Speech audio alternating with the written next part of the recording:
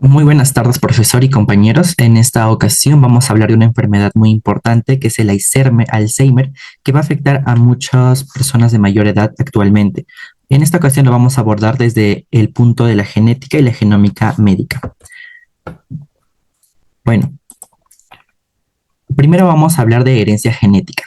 ¿Qué es la herencia genética? Va a ser la manera en que los rasgos físicos, fisiológicos y en algunos casos de comportamiento pasan de una generación a otra. Para entenderlo bien, vamos a definir algunos puntos importantes para que nos sirva a entender también posteriormente toda la exposición.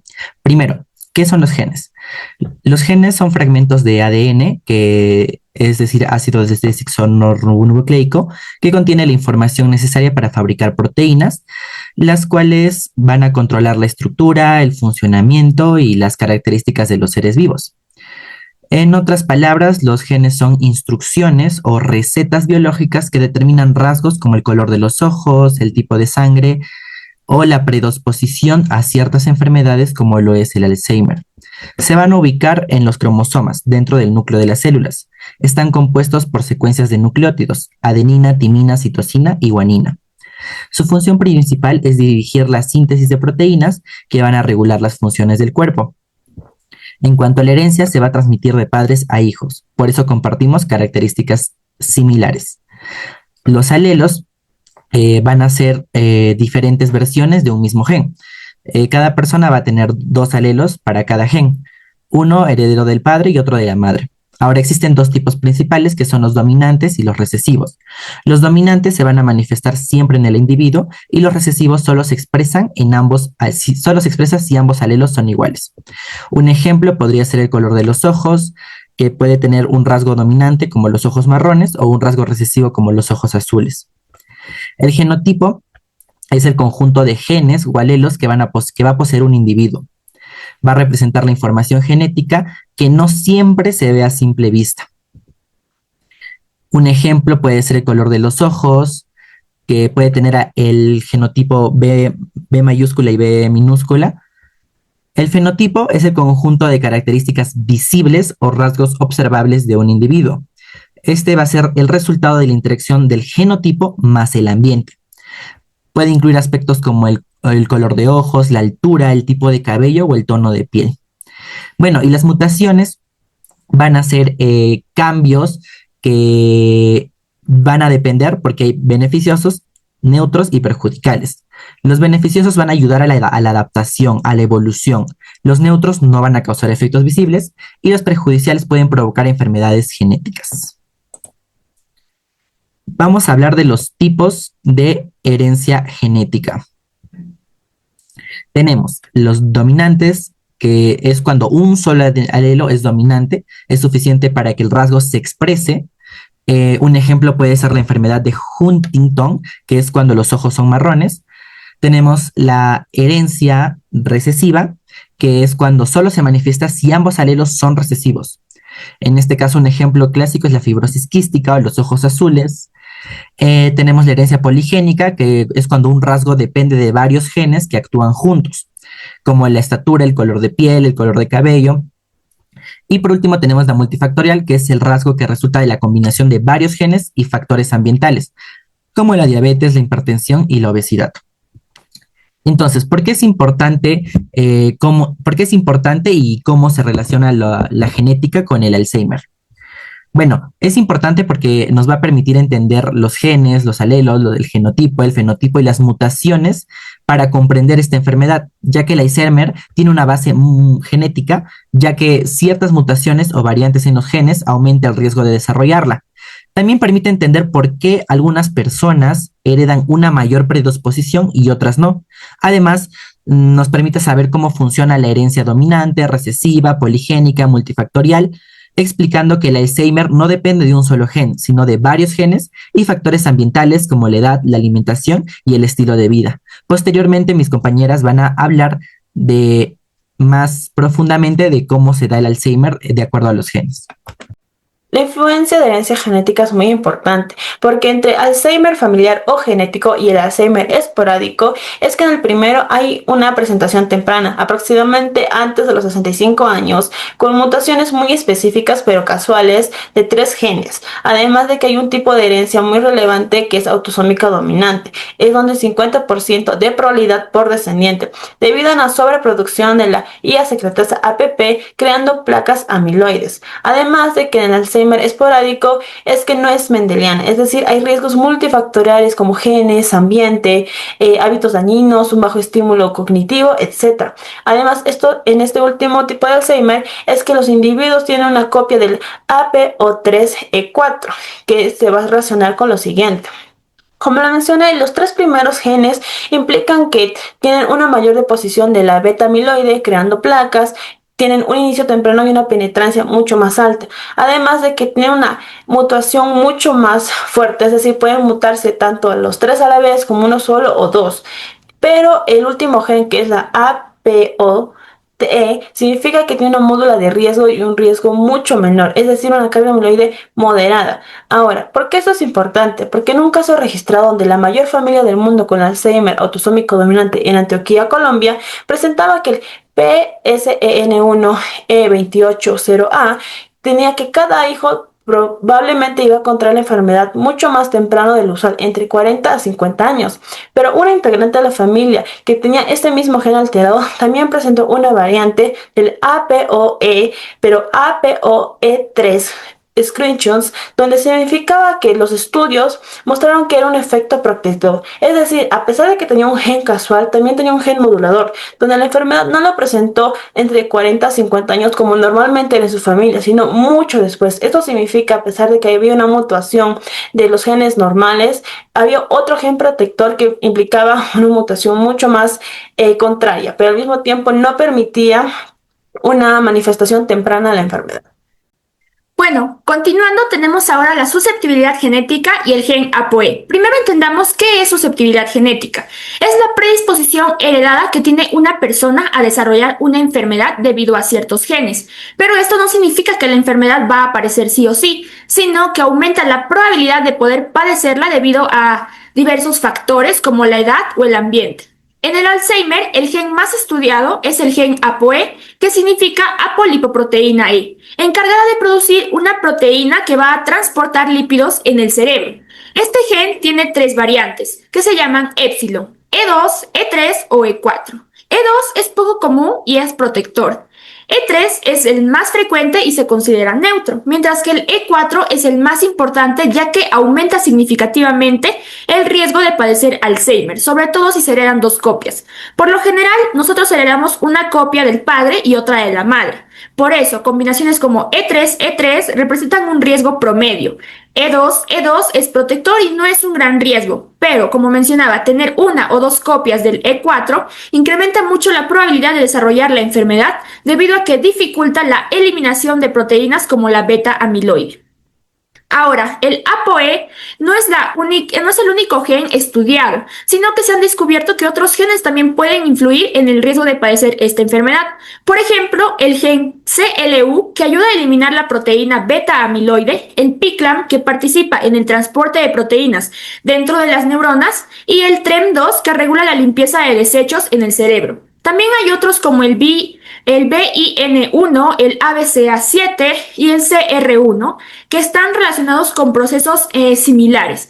Todos estos genes afectan funciones importantes como el metabolismo de las grasas, la eliminación de desechos y la inflamación. Esto nos demuestra que el Alzheimer es una enfermedad multifactorial donde la genética combina además factores ambientales como la edad, la alimentación o el estilo de vida. Bueno, continuando con la exposición, hablemos de las aplicaciones de la farmacogenética. Que la farmacogenética, recordemos, analiza cómo los genes influyen en la respuesta a los medicamentos para personalizar tratamientos, ya que habrá pacientes que van a tener una mejor eficacia, una mejor respuesta, mientras que otros presentarán efectos más adversos. En el Alzheimer, la farmacogenética es muy importante porque la eficacia y seguridad de los fármacos varía entre cada paciente. Ahora hablemos de la variabilidad genética en la respuesta de los inhibidores de la acetilcolinesterasa. Hay medicamentos como el donepezilo, la galantamina, que constituyen un tratamiento estándar en el Alzheimer leve moderado. ¿Qué genotipos participan en este? El genotipo CYP2D6, que tiene como función metabolizar medicamentos, determinar la velocidad de su eliminación y influir en la eficacia y seguridad. Y el genotipo en APOE, ¿qué funciones tiene? Regulariza el transporte y metabolismo de los lípidos en el sistema nervioso, participar en la reparación y mantenimiento neuronal y modificar la respuesta inflamatoria. Es importante mencionar que el segundo, el gen APOE, tiene alelos L2, E3 y E4. Es famoso por asociarse al riesgo del Alzheimer, pero sus implicaciones farmacogenéticas no están tan claras actualmente. Ahora, continuando, hablemos de la farmacogenética en otros fármacos. La memantina, antagonista de la NMDA, se usa en etapas moderadas avanzadas del Alzheimer. Su metabolismo es menor comparado con los inhibidores de colinesterasa, pero los estudios indican que variantes y genes de transporte y metabolización pueden afectar su eliminación y eficacia terapéutica. Actualmente la medicina tiene una precisión en el Alzheimer. Se busca ajustar la dosis personalizada para maximizar su eficacia, elegir el fármaco más adecuado según el perfil genético del paciente y en un futuro se prevén terapias dirigidas a mutaciones específicas o al perfil genético. Ahora voy a presentar la parte correspondiente a las terapias personalizadas en el caso del Alzheimer. Esto va a tener un enfoque moderno que va a buscar adaptar el tratamiento a cada paciente. Primero, la medicina personalizada o de precisión va a ser un modelo terapéutico que va a ajustar diversos tratamientos según las características genéticas, moleculares o clínicas de cada persona, en este caso de cada paciente. En el Alzheimer, esto significa identificar biomarcadores específicos como mutaciones en genes como el APOE4 y analizar estos datos de forma avanzada mediante herramientas como secuenciación genética, proteómica e incluso inteligencia artificial. El objetivo va a ser brindar un tratamiento más preciso, más eficaz y con menos efectos secundarios en comparaciones con otros enfoques tradicionales que se aplican normalmente para las personas con Alzheimer. Actualmente, las investigaciones se van a enfocar en atacar directamente a los procesos biológicos que causan la enfermedad. Entre los principales objetivos están los depósitos de beta amiloide, en sus siglas A-beta, que forman placas entre las neuronas, la proteína tau hiperfosforilada, que produce ovillos neurofibrilares dentro de las neuronas, y la neuroinflamación, donde las células gliales activadas liberan sustancias que amplificarán el daño neuronal. Los tratamientos en desarrollo buscan disminuir o bloquear o eliminar estos mecanismos con la finalidad de ralentizar el deterioro cognitivo y de esta manera proteger las neuronas.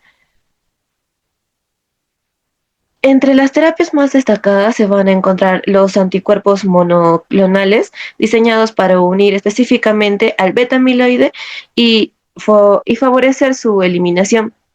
Dos ejemplos importantes es el aducanumab, que es aprobado por la FDA.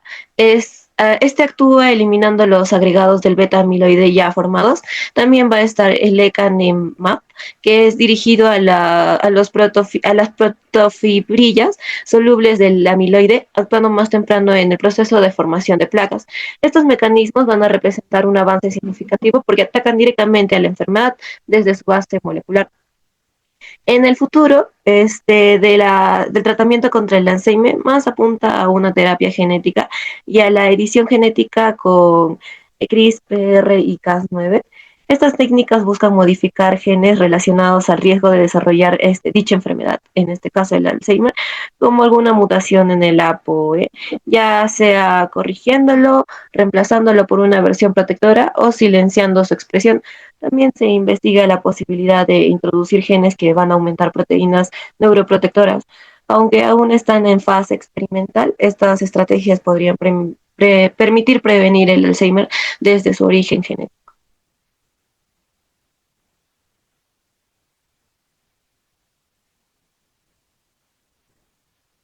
Como sabemos, en la enfermedad del Alzheimer, especialmente en sus formas hereditarias, el diagnóstico genético debe ser temprano, ya que va a permitir identificar a personas con alto riesgo antes de la aparición de los síntomas cognitivos.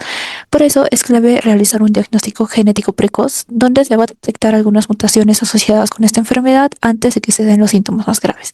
Asimismo, se va a realizar un estudio a nivel genético para ver si la persona es compatible con esta enfermedad o si la puede tener más adelante.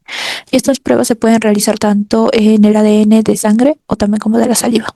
Por otro lado, vamos a tener al asesoramiento clínico y genético, el cual consiste en un proceso de orientación al paciente y a la familia sobre el riesgo hereditario que puede traer esta enfermedad, donde participan varios profesionales de la salud como los neurólogos, genetistas o incluso el psicólogo para ayudar al apoyo emocional de la persona.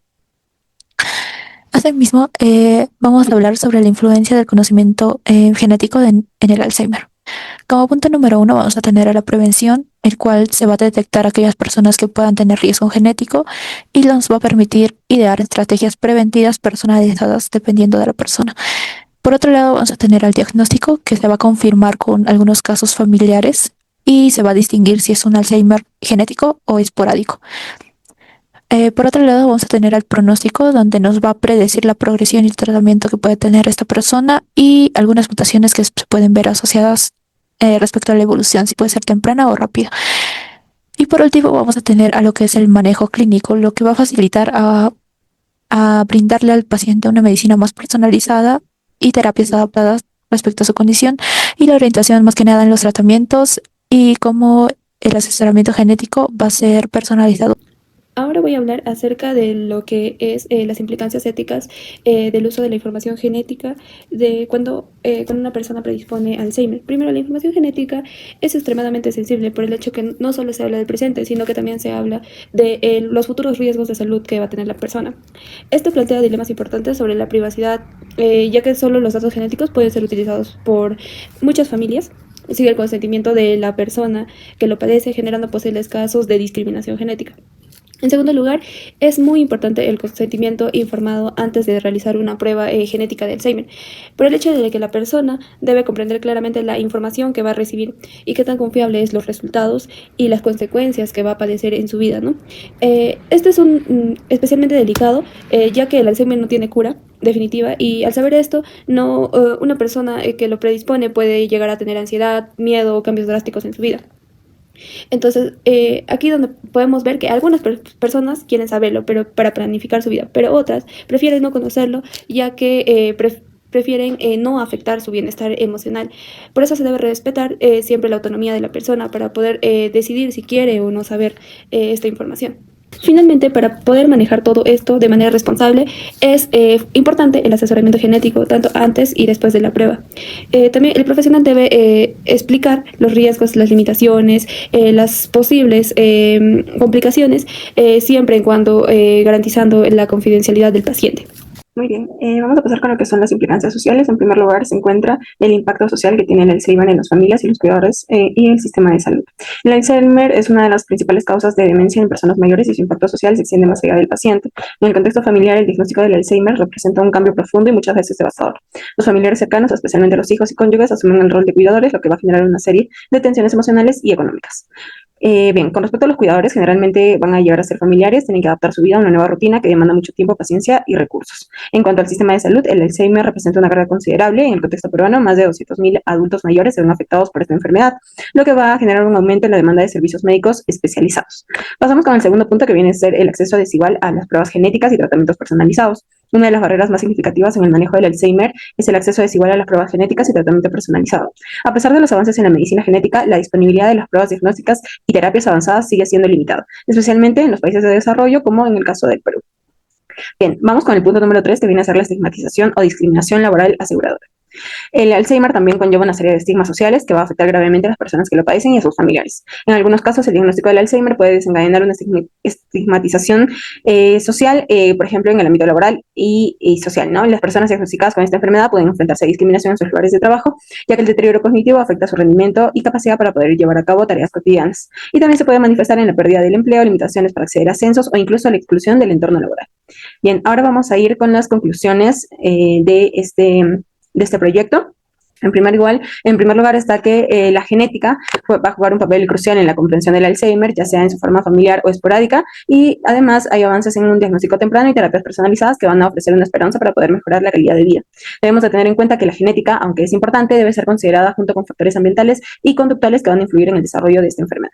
Además, la información genética va a abrir oportunidades para el diagnóstico y tratamiento, pero también plantea dilemas éticos y sociales. Por ello, el asesoramiento genético es clave para poder evitar decisiones erróneas y estigmatización o ansiedad. Es fundamental poder proteger la información genética, atención y garantizar sobre todo el acceso a la médica no dependa de la genética del paciente. Bien, de esta manera es que terminamos la exposición con las referencias del caso. Muchas gracias.